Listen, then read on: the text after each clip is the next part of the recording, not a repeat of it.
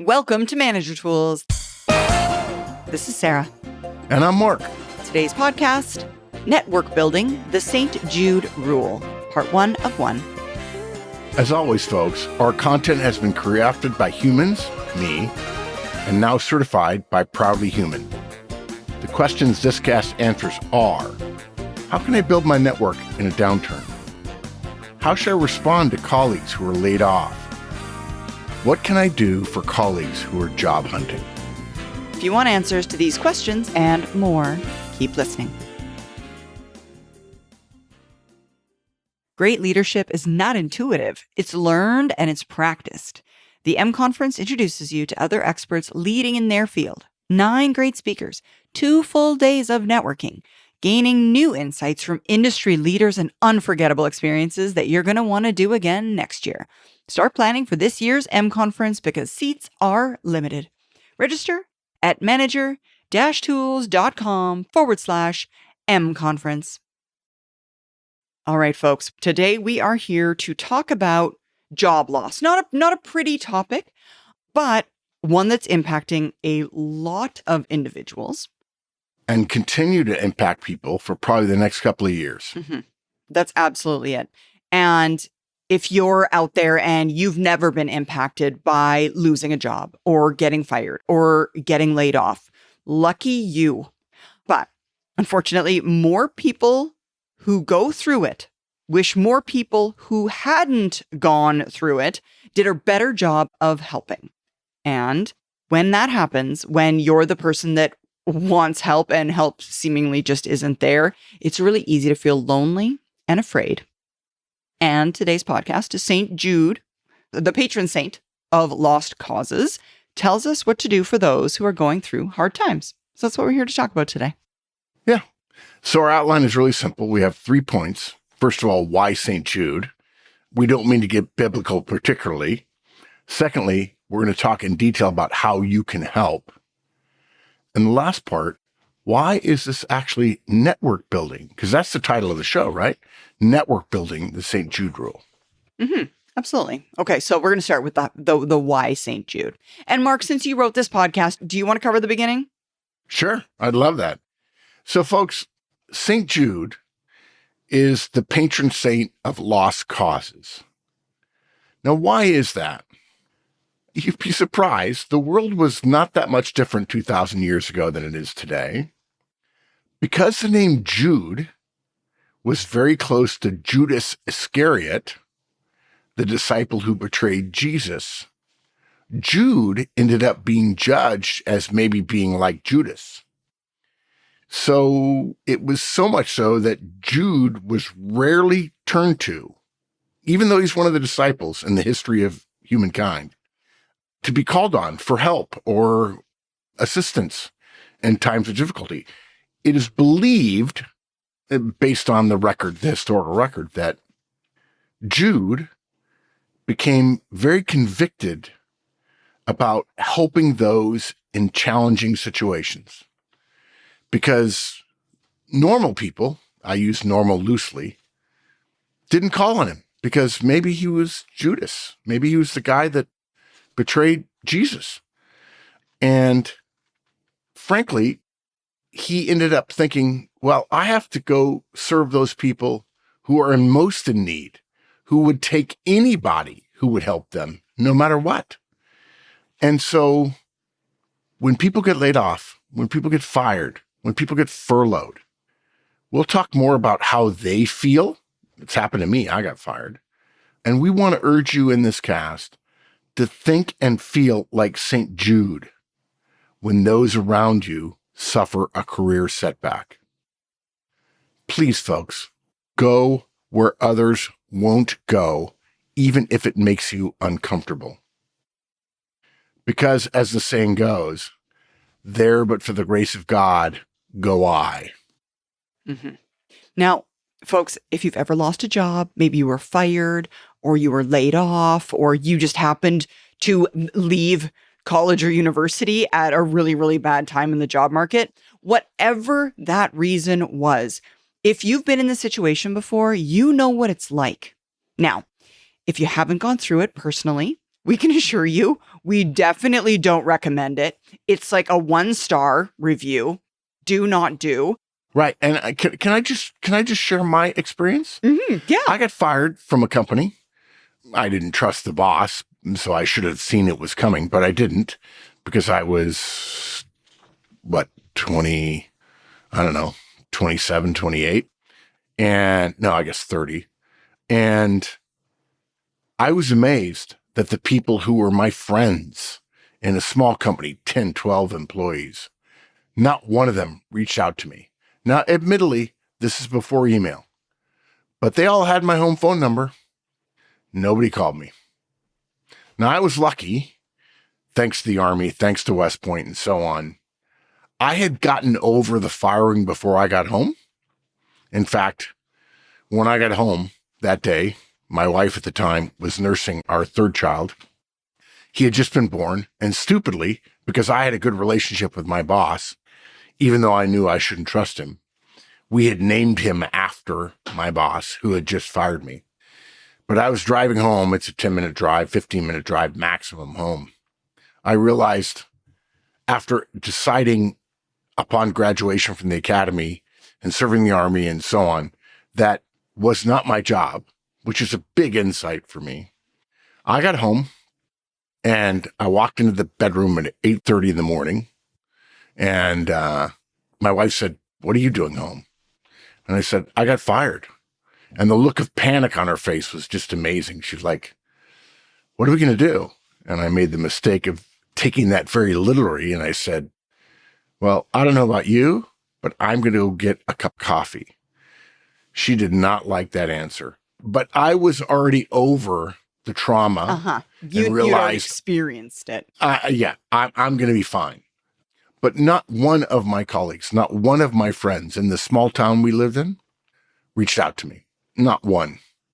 And I remember thinking, to heck with you guys, I'm going to make something of myself. And in fact, when I went back probably, 18 years later, somebody asked me where I lived, and I said Pebble Beach, and they said, "Isn't that expensive?" I said, "Yes, but now I can afford it." Whereas when I worked here, I couldn't. And I probably shouldn't have said that. It was probably braggadocious a little bit, but I had very little faith or trust or hope in the people that had treated me so poorly. We'd worked together for a couple of years, and I remember that feeling very clearly. I was very lucky to have been instilled with grit and determination and so on, and faith in myself and so on. But I'll never forget that. And I hope nobody else ever has to go through it. But they will, of course. But they will. And folks, again, if you've never had to go through this yourself, even if you think you're as safe can be, we would recommend that you still listen to our guidance on preparing for getting laid off. It's all about the fact that finances rule. You may have heard us say before, you should have 9 months, I think it is, of salary. We recommend at this point in the bank, just in case, I don't know, COVID, something happens that prevents you getting employed. It could happen. You want to be in that situation where you can say in response, "I'm going to grab a coffee," because you know that you're safe enough for a few months while you patch this up, while you figure this out. Now, what I will also say, the darker part of me will also say today with AI, the job uncertainty that it is driving among so many people would do us all well to protect ourselves from having to make a job, career, or decision based on any immediate financial need. Who knows where we're going to be in a few months? So we should all have, no matter how safe the job, a good cushion just in case. And for those of you who haven't had it happen to you yet, here's a dark secret of those who have been through it, but maybe they won't tell you this. Too many colleagues and even friends don't call you. They don't. They don't offer to help. Many would say, and they have said it to me, "Mark, I don't know how. I don't know what I could do." Or, "I'm not hiring right now." Or, "I don't have a good network." Lesson, build your network. Or perhaps darkest of all in terms of these excuses, "I want to use my network for me," which is just dark in a way that I just want to scold people. But okay. I will tell you though, having been in the business of coaching people and thinking about employment and helping people succeed in their careers, I also think it's a transference of the fear and shame that they assume the other person is having, and they don't want to be reminded they might be next. Yeah, that's the thing. None of us are that far from it. But folks, as you've heard us say before and will hear us say again, what were we put on earth to do if not help one another through? And thus, St. Jude is our muse for this guidance because he took on lost causes. Not that you, if you're currently looking for a job, are a lost cause, folks, but the idea here being, we want you to be the person who's willing to go where others weren't. And that's kind of what this is about. Now, St. Jude did so because it was hard and because others wouldn't go there. And too many of us who've not been touched by a challenge, such as losing our job, avoid helping other people through this number of, as Mark called them, excuses, this list of reasons that justify not helping a person in need. Yeah. Now, I'll also mention this in terms of a historical lesson. Some of our longtime listeners may recall that in 2013, 13 years ago, lucky 13, no offense to Taylor Swift, we published our guidance on how to help someone who has been laid off. That guidance is still totally valid. We believe, though, that in 2026, layoffs has continued to climb. And I would argue, beyond just what you read in the paper that suggests that AI is what is causing that, and I believe they'll continue to climb. And at the same time, we would argue, I think, at Manager Tools, that career mobility skills have declined. Some of that is fear, uncertainty, doubt, whatever. We should have been more strident in the last 13 years, and we weren't, and we apologize for that. The fact is, everyone who got laid off had a few friends who followed this guidance. If they had, layoffs wouldn't be so feared. But the fact is, when your friends get laid off, when your colleagues get laid off, when they get fired and so on, too few people reach out, and that makes it much harder for that person. And again, there, for the grace of God, go you. Yeah. And that's the thing, folks. We understand that if you're the one who hasn't reached out in the past, it's because of a really good reason. And the reason might even have been, I don't know what to do. I don't even think I can be helpful right now. And you're not wrong, but hopefully we've convinced you by now that even if you have nothing to contribute, you ought to try and help. So, how can you do that? Well, folks, the help needed by people who are unemployed, it's not really what you think it is. Now, as we've said before, too many of us think, well, I have to find them a job, and I don't have a job. I'm not hiring. And because of that, that stops us from making the offer. But that's not so. You don't need to have an active job that you could hire them for to reach out. There's so much more you can do. First, folks, you can call or text or email. It takes nothing more than that. And by the way, as a predecessor to that, when you find out, get their phone number or find out their personal email address, okay? Even if you don't know what you can do next or how you could help, you can do the first thing and connect with them. Call them and say, hey, I'm sorry about what happened. I've been thinking about you. That may be the most important line in this. What can I do for you? It's okay to say, I've never done this. I don't know how this works, but I'm here. I'm showing up. What can I do? Even if they ask you for something you can't do, just say, well, I can't do that. I'm not hiring right now. You can still say, but I'm here for you.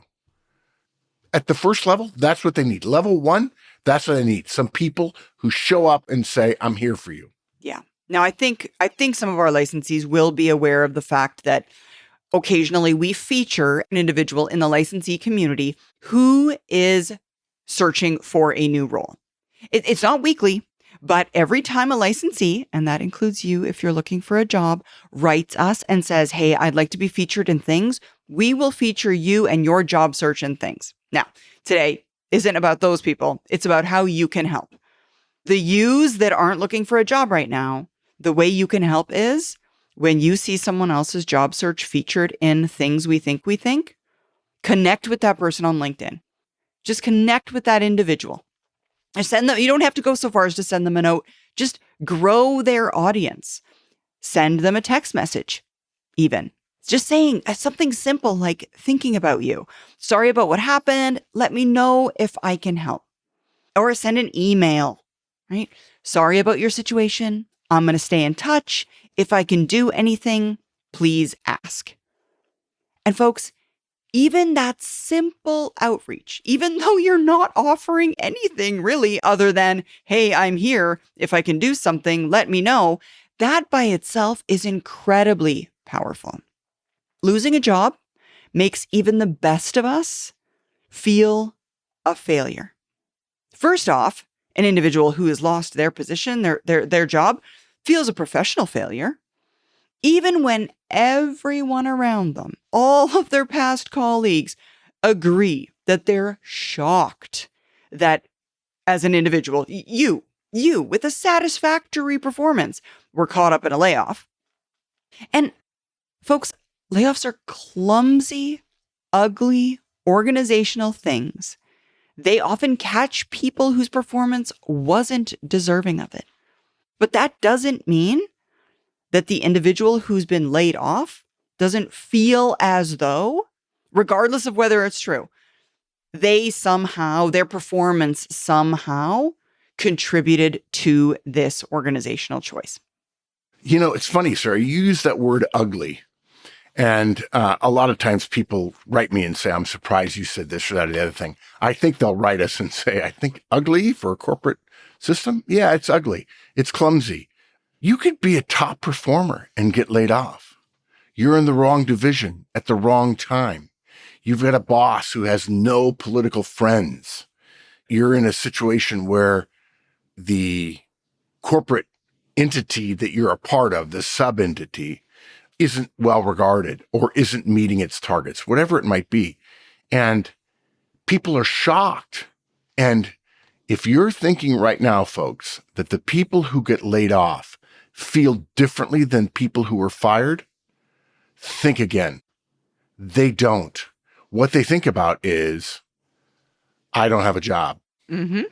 They feel like they had a responsibility to keep their job. Even though this is at forces that are being driven by stuff at a much higher level than them, they still feel responsible. Should they? Probably not. Do they? Yes. And what I would say is, not only do they feel a professional failure, they feel a family failure as well. Yeah. So many families now are living on two incomes, and probably, even though most of us know better, and if you're a listener by now, you definitely know better, they're worried about not having enough money saved. Sarah mentioned about our guidance about having, I think when we first delivered that career tools guidance, we said 6 months, but now we say 9 to 12. Yeah. Yeah. And the reason we changed the guidance is because layoffs are more frequent. As I said before, in the 1960s, there were no layoffs because layoffs couldn't even be considered. It was simply evil beyond consideration. Nobody laid anybody off and they went bankrupt. Yeah. They went bankrupt before they laid people off. Yes, exactly. And then suddenly some people did some layoffs in the 70s and discovered, oh, we can do it. And in fact, in many cases, the market responded favorably. I don't mean to make this too big of a political or sociological statement, but that shows you the soullessness of the public capital markets, that they would reward a layoff. And it happens all the time. Obviously, when you don't have enough money saved, you start worrying about bills and the kids' activities, which cost more and more money these days. And we worry about mortgages. What happens to a family who gets behind on a mortgage? Actually, it's softer than it used to be, but it's still non-trivial. And folks, those that are hit hard, who were struggling for whatever reason, maybe they had a bankruptcy in their past, whatever. Folks, you may think it won't happen to you, but the people who get laid off or fired, they're worried about being homeless. Homeless. That's how thin the social safety net is in many places in the world. And it may shock you, but in my experience, it's true. I've talked to probably 100 people in the last 20 years in our community who have lost their job, decided to take an entry-level job just to pay the bills to stave off homelessness. They lost their house, they're renting, they've got 2 kids, and they're in a 1-bedroom apartment because they can afford it, and it's in the worst part of town, but they're able to get by. And then suddenly their hours are cut at Starbucks. No offense to Starbucks. I honor them for finding roles for these people, or at a fast food place, or at a retail store. And their hours are cut because that's how those companies in many cases stay profitable, by understaffing at times. Even though you might be a customer and go in and say, gosh, there needs to be more people here. Okay, but the company has to stay in business, and every outlet, every store, every location has to stay reasonably profitable. Otherwise, there's not some magic dollop of profit that the corporate level can just throw on top of a bunch of unprofitable facilities and magically make Wall Street happy. And if it doesn't happen to you, how could you possibly not do the minimum and reach out to say, I'm thinking about you, I believe in you, I care about you. If there's something I can do, even if you don't know what it is you can do, tell them that you want to help them. And then figure it out later when they actually ask for help. Yeah. And folks, and then that's not the extent of how badly people feel, how much of failure they feel. It's not just they feel a professional failure. They feel like they've failed in their family responsibilities. But these individuals also feel like a personal failure. Yeah. We get down on ourselves, questioning how good we really are. Yes. Questioning our dreams of a stable retirement at some point in time.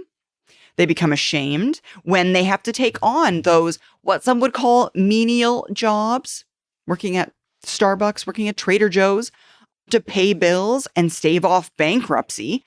And it doesn't matter one iota that these people shouldn't feel this way. It doesn't matter. They feel this way, whether or not you think it's deserved, whether or not they know it's deserved. It doesn't change how people feel, and they feel a failure.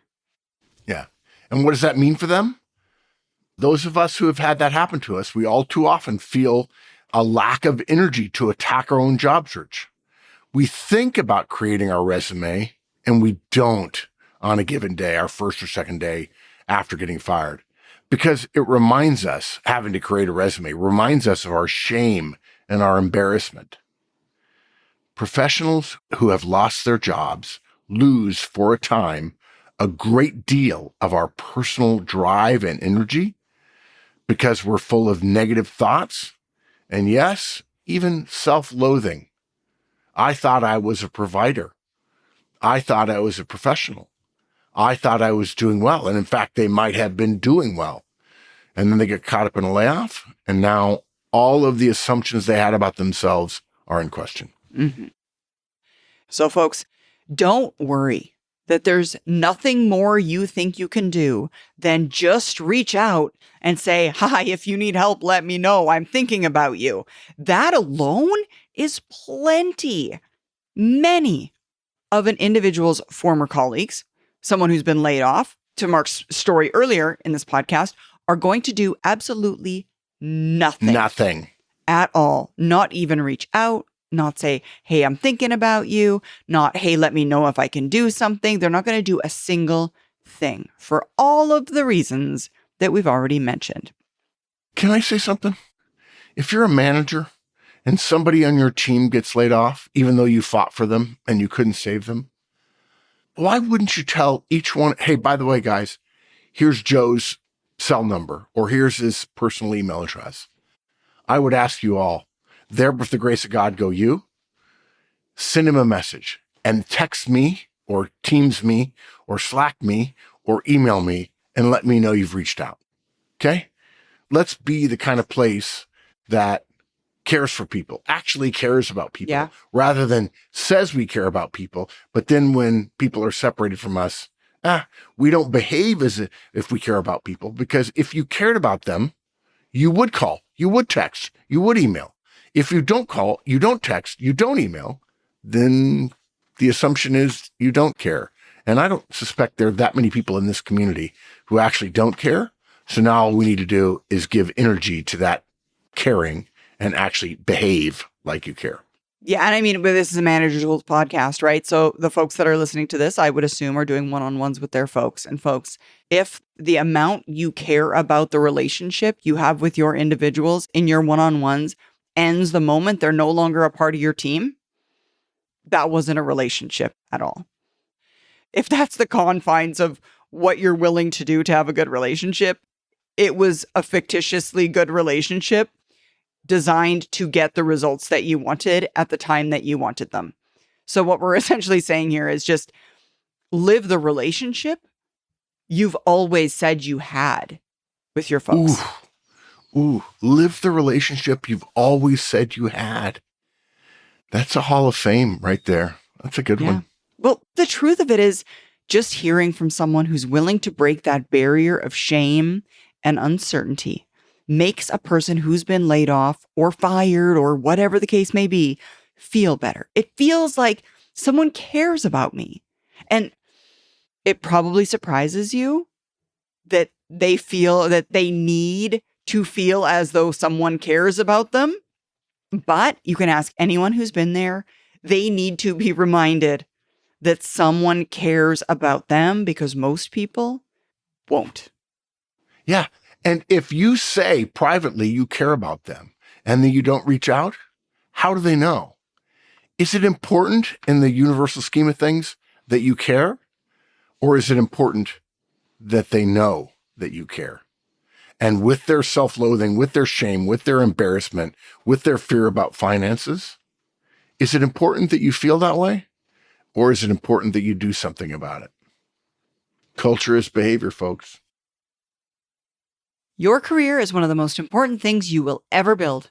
The guidance you follow, the habits you develop, the decisions you make, they matter. That's why at Manager Tools, we've never outsourced our content to an algorithm or a generator. Every episode you hear is researched, written, and delivered by real people who've spent decades helping professionals navigate their careers, advance faster, and build something they're proud of. In a world where it's getting harder to know what was created by a human and what wasn't, we want you to know this one was purely human. Visit us at manager-tools.com to learn more. So next, after that first outreach, look, folks, stay in touch. Don't just throw them a bone and then abandon them. How hard is it to put a reminder on your calendar or a task tracker for every 10 to 15 days to reach out and ask how it's going? Now, I know what you're thinking. Oh, but what if it's going to be a long search? It's not your search. You're still employed. Yeah, you've got the easy job, friend. Yeah, exactly. Seriously, come on. Hey, dude, thinking about you. Anything I can do? Maybe there's not a lot you can do. But you know what? That may be the thing they need to hear after they sent the 47th resume and got their 47th rejection. How hard is it to ask how it's going? To check in about their progress? Come on, folks. Be St. Jude here. Take on the uncomfortable things. Think about it this way. Isn't that what you would have wanted from your friends? If that's what you would have wanted from your friends, you can't deny it to your colleagues or friends. Do unto others what you would have done unto you. That's the golden rule. And one more thing I want to mention about staying in touch. Stay in touch until the search is over. Don't abandon them. Stay with them. Be the one person that stays with them. And we'll tell you the benefit to you a little bit later. Mm-hmm. Another thing, that you can do beyond the staying in touch piece is offering to review their resume. Now, folks, we don't expect you to be perfect at reviewing resumes. You don't have to be. If you don't know how to do it. You don't have to be Wendy. You don't have to Yeah, be you don't have to be Wendy Lord. Lord. Exactly. All you need to do is review our guidance about creating a resume, which is a Hall of Fame podcast and is linked to at the bottom of this podcast. And we probably, to be honest, have 30 more resume-specific podcasts. Yeah. And all of them are free resources, which you can use to St. Jude a friend. And you can also share the podcast with them for free. They can listen to them themselves, but you can reverse engineer it by listening to the podcast and then reviewing their resume on their behalf based on our guidance, if that's preferable. And if you're a licensee, you can share the show notes for those casts with them. Please, we don't ask you to share it to 50 people, but one person, you can share it. It's called fair use, and it's part of copyright law. And you can use your licensee-included resume preparation workbook to review their resume. Mm-hmm. And look, you're still employed. Why not give them a career tools, a manager tools, or an executive tools license? They will appreciate your sensitivity to their cash position. Because believe me, in times of crisis, cash is king. Mm-hmm. And then, folks, the top of our cast, we talked about networking. We also want to encourage you to open your network to them. This is what so many people miss. Yeah. They miss it. Everybody misses this. Mm-hmm. It's one of the most misunderstood principles of building a network of relationships. When someone asks you for help, or when you can assume they need it so they don't ask for it, they're really asking for help, not just from you, but from you and everyone else in your network.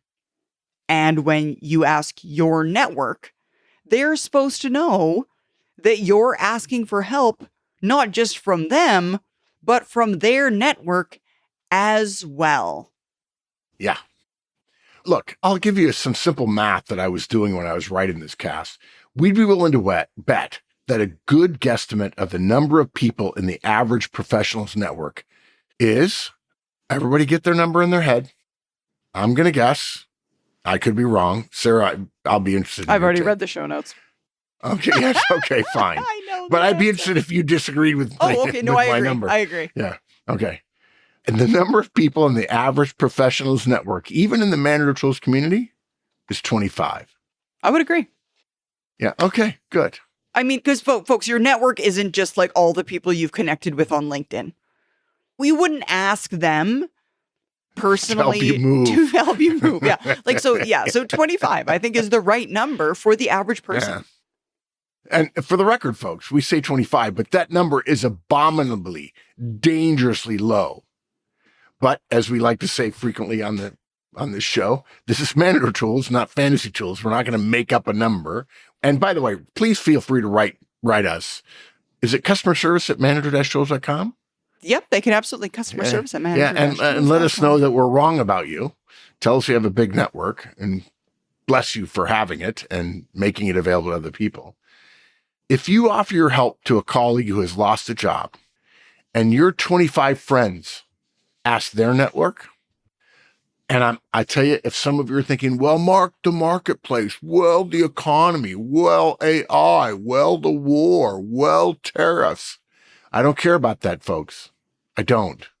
Okay. The question is, as the Marine general said to the lieutenant, do what you can with what you have, where you are right now.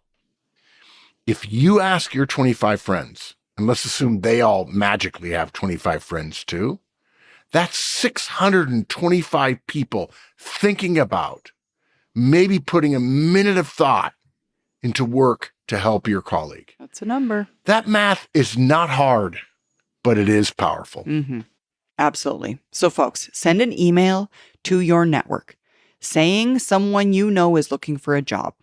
Give them a brief overview of the background, vouch for them, include their resume, and point blank, ask your network members to each spend just 5 minutes looking at the resume and thinking of possible referrals they might be able to make.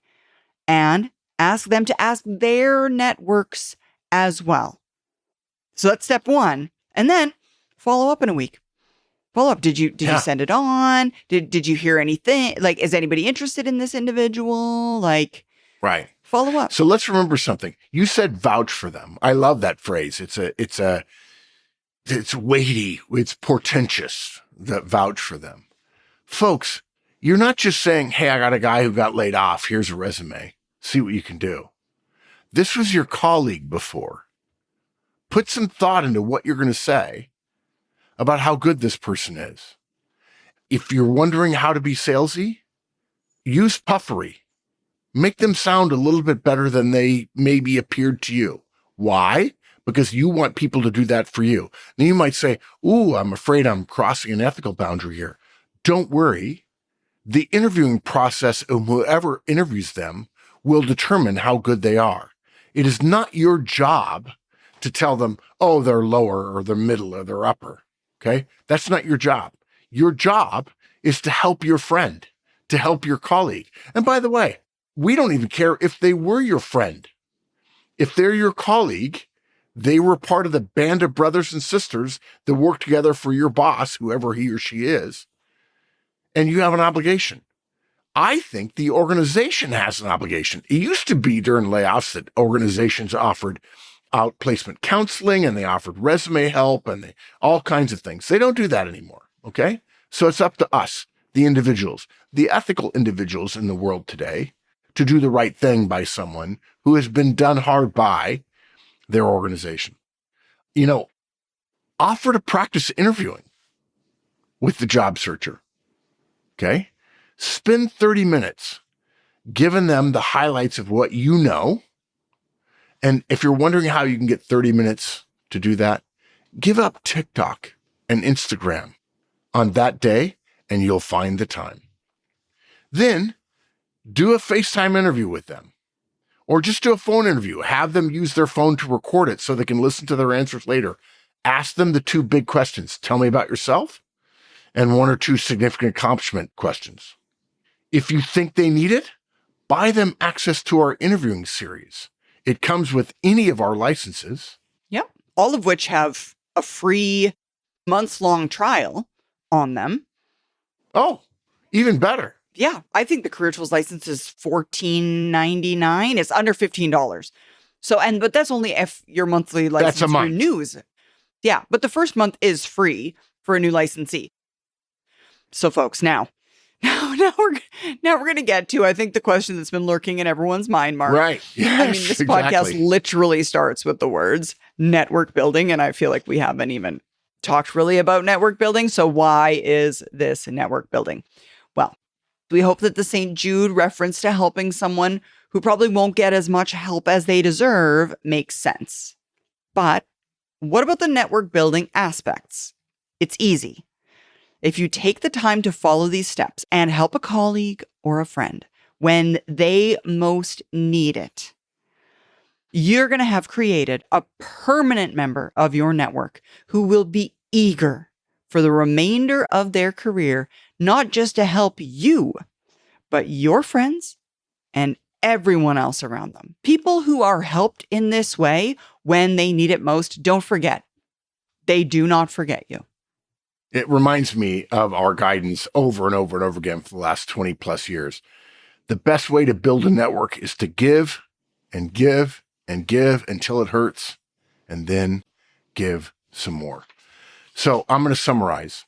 When someone you know, folks, has been laid off or otherwise lost a job, don't ghost them because of your own shame or uncertainty or fear or lack of knowledge about what to do. Don't take the low road and avoid them. Take the high road. And lucky for you, there's less traffic up there, and they'll remember your efforts. Reach out immediately. Stay in touch.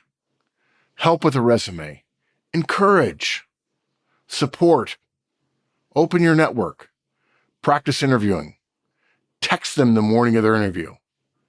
And follow up. Make the world a better place, not just for those who suffer, but for all those whom they will help, following your example when they suffered. Yeah, that's it. I like it. Well, thanks, folks. Thanks for joining us. We hope that this podcast helped you. Now, help us help others and tell your friends. And of course, follow, rate, and review our podcast. And remember, 5 stars 5 only, stars please. only, please.